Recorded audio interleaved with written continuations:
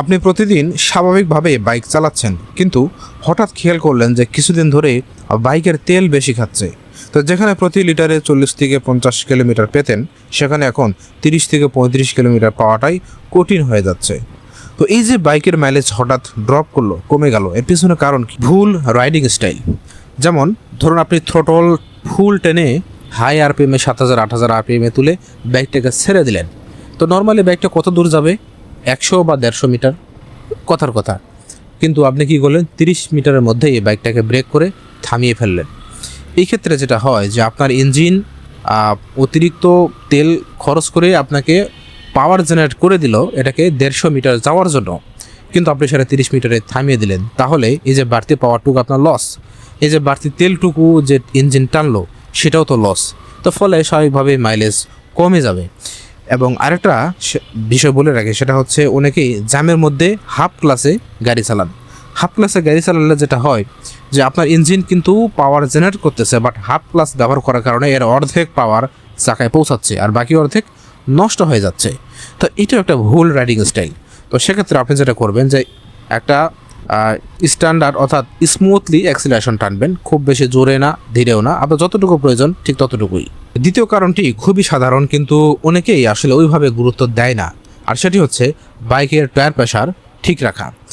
যদি আপনার tyre pressure ঠিক না থাকে, তাহলে চাকার সঙ্গে রাস্তার কন্ট্যাক্ট এরিয়া, রোলিং রেজিস্ট্যান্স বেড়ে যায়। তখন আপনার বাইককে সামনের দিকে ঠেলতে ইঞ্জিনের অতিরিক্ত শক্তি খরচ করতে হয়, আর অতিরিক্ত শক্তি খরচ করতে গেলে আপনাকে অতিরিক্ত তেল সে খরচ করে ফেলে, তো যেটা মাইলেজে অনেকাংশেই কমিয়ে ফেলে। তো সেক্ষেত্রে বাইকের টায়ার প্রেশার ঠিক রাখাটা জরুরি।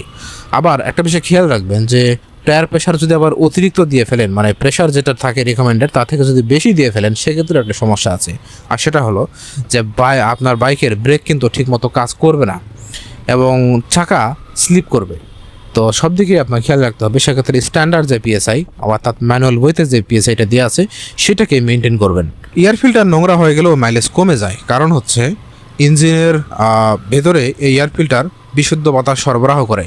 তো ধুলোবালি জমে বা ময়লা হয়ে গেলে এয়ার ফিল্টার যদি ঠিকমতো কাজ না করে, সেক্ষেত্রে বিশুদ্ধ বাতাস কিন্তু ইঞ্জিনের ভিতরে সরবরাহ করতে পারবে না, আর তখন স্বাভাবিকভাবেই কম্বাসন চেম্বারে ঠিকমতো তেলটা কম্বাসন হবে না।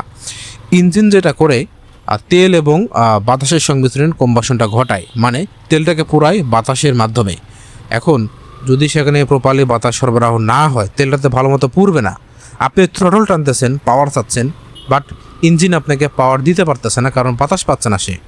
তখন যেটা করে অতিরিক্ত তেল সে টেনে সেটাকে পুরে আপনাকে পাওয়ার জেনারেট করতে থাকে। তো এর ফলে আপনার মাইলেজ কমে যায়। তো সেজন্য যেটা করবেন যে প্রতি 2000 থেকে 2500 কিলোমিটার পর এয়ার ফিল্টারটা একবার পরিষ্কার করে নেবেন। ভুল গ্রেডের ইঞ্জিন অয়েলও আপনার বাইকের মাইলেজ কমে দিতে পারে। বাজারে বিভিন্ন গ্রেডের ইঞ্জিন অয়েল আছে বিভিন্ন ক্যাটাগরির বাইকের জন্য। তো সেক্ষেত্রে আপনার সব ক্যাটাগরির ইঞ্জিন অয়েল কিন্তু আপনার জন্য পারফেক্ট না।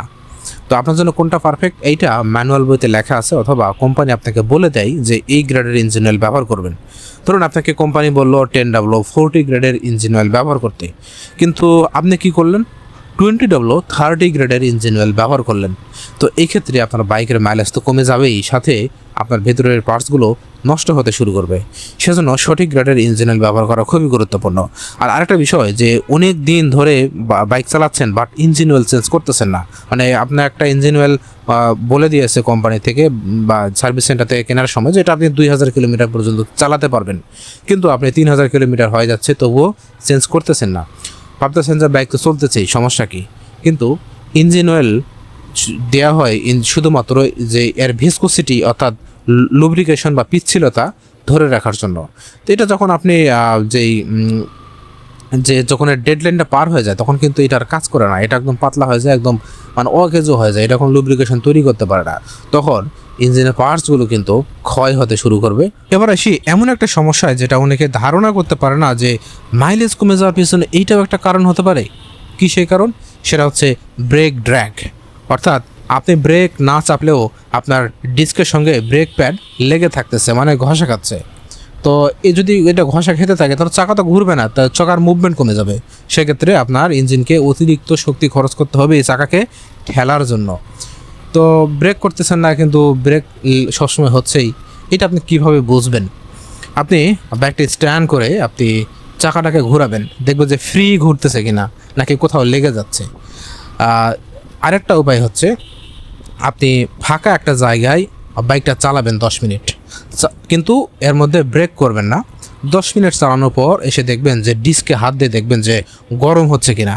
যদি ডিস্ক গরম হয় তাহলে বুঝবেন যে আপনার ব্রেকের সঙ্গে আপনার ডিস্কের সঙ্গে ব্রেক প্যাড ঘষা খাচ্ছে। তো বাইকের মাইলেজ কমে গেলে এই কয়েকটি বিষয় চেক করে দেখুন, আশা করি অনেকাংশেই সমস্যার সমাধান হয়ে যাবে, মাইলেজও আগের থেকে অনেকটা ইমপ্রুভ হবে।